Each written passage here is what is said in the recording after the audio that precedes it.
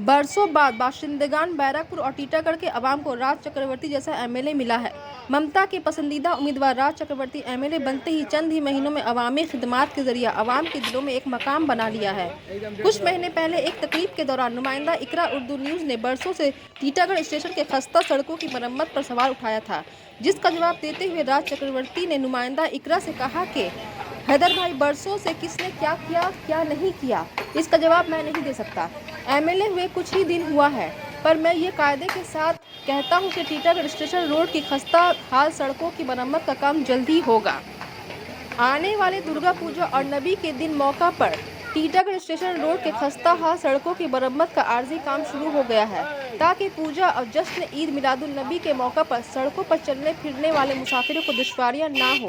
सही मायनों में इस उठाए गए अहम कदम के लिए एमएलए राज चक्रवर्ती और चेयरमैन टीटागढ़ म्यूनसिपलिटी प्रशांतो चौधरी मुबारकबाद के मुस्तहक हैं। फरहत अंजुम, इकरा उर्दू न्यूज़।